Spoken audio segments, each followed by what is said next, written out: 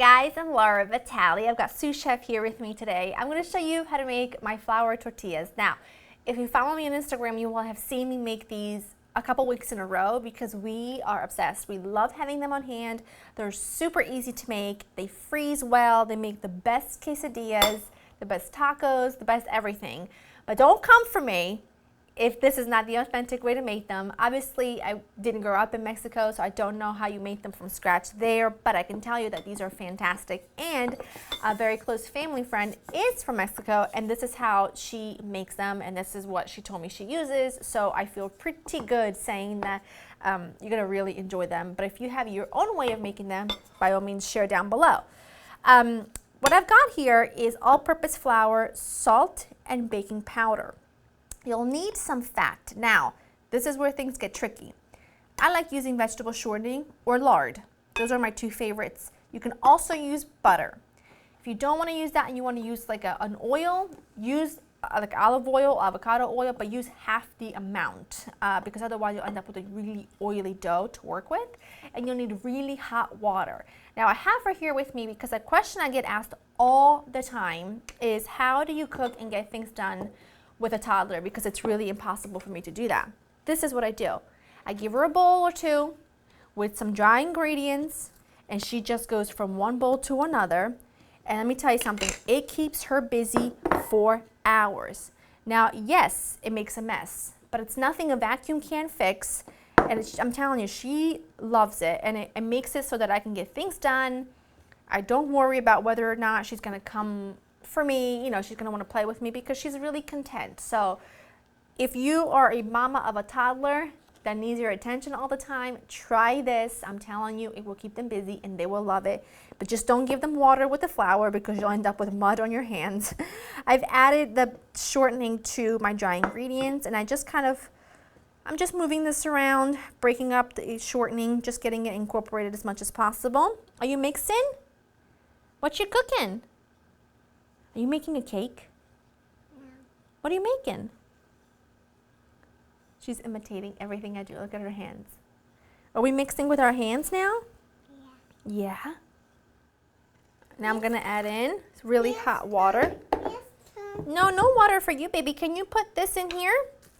I start with my wooden spoon and then I switch to my hands. You wanna use really hot water, as hot as you can manage.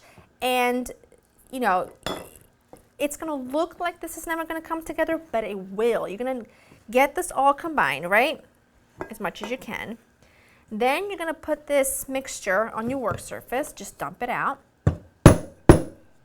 Shake anything out of there and get it all out. And this is the part where you have to pull it together, and you have to knead this by hand for a good 10 minutes.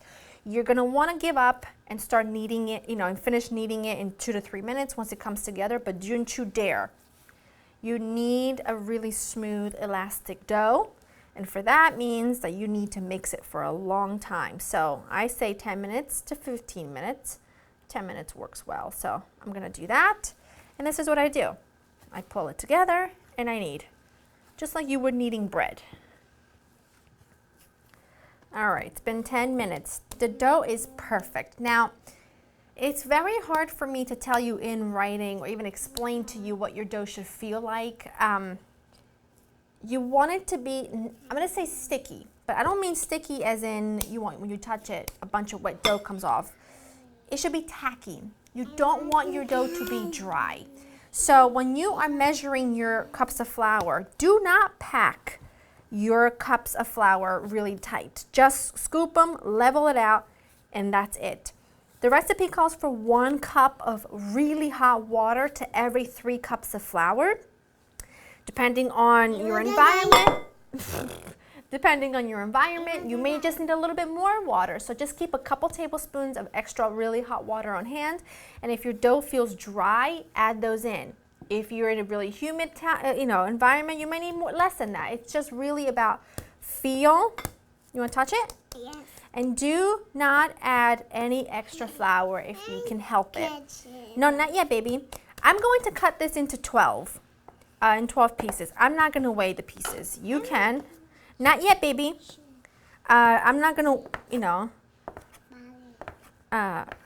I'm not going to weigh them. Some may be smaller than others. It doesn't really matter. You just want to cut out about 12. You want to touch it? Yeah. Well, that you can have. I'm going to just form them into like little buns, like so. Okay? See? Flatten them out slightly. And I'm just going to put them in my bowl. The bowl has a little bit of flour remainder, in there, but it's fine. I'm going to do that to all 12. Then, this is a very important thing. You're going to cover them with a damp towel or kitchen towel, anything that you want. It's got to be damp. And you're going to let this rest for 20 minutes to half an hour. That resting time is absolutely crucial. If you don't let them rest, you're not going to get good tortillas. So, I'm going to do that. And then once they've rested, we'll start forming them. All right, it's been about 20 minutes. Now I want to show you this. I already got one in there. Just trying to gauge how hot my pan is. You want to make sure that your surface is pretty hot, not screaming hot because you don't want to burn it. I want to show you the texture of this dough and why it's so important that you let it rest. If you don't let it rest, what's going to happen is when you go to roll these out, which you're going to do with a rolling pin, right? And like I said, some will be bigger than others. And the thickness of your tortillas are going to depend on how you like it. Some people like them super thin. Some people like them on the thicker side. But you see how smooth and beautiful that is?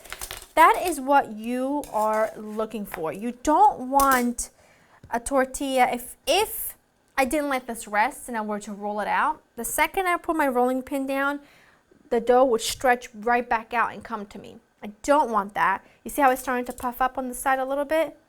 I'm just trying to get my pan to get nice and hot. And if you want to, you can make a couple of these at a time. See how beautiful?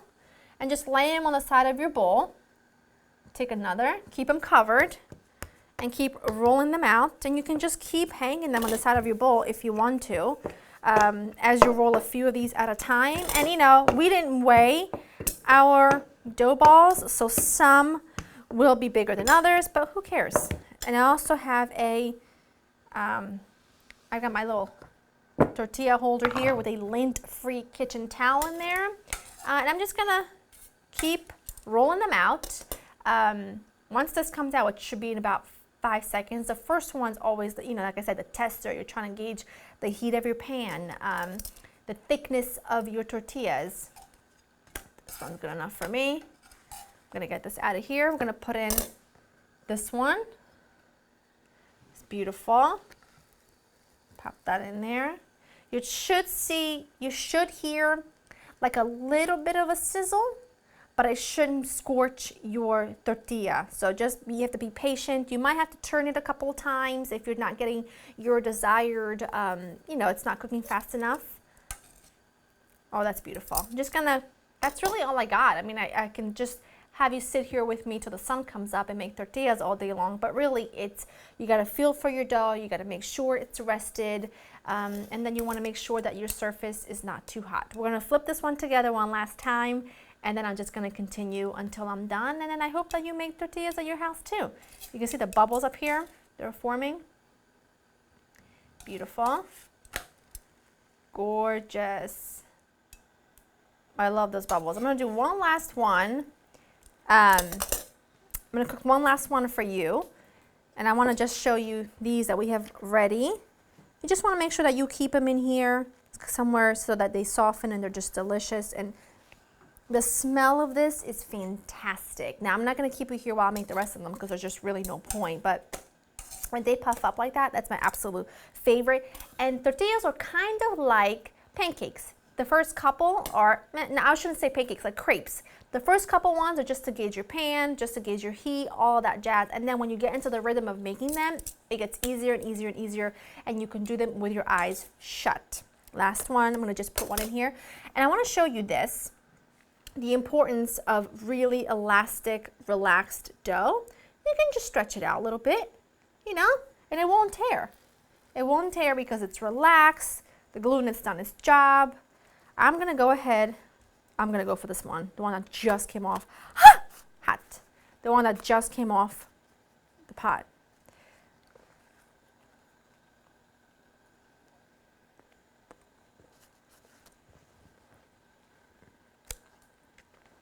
That is magnificent. They're so delicious. They're perfectly salty. Look at the bubbles. They're perfectly salty. They're really delicious. Nothing from the store will compare to a homemade tortilla. Now, we've made corn tortillas before on our in the kitchen, and those are also really fantastic. A totally different flavor, but really fantastic. But these right here is the boss. LauraInTheKitchen.com. Get the recipe. You will love it. Make them. You'll love it. I'll see you next time. Bye.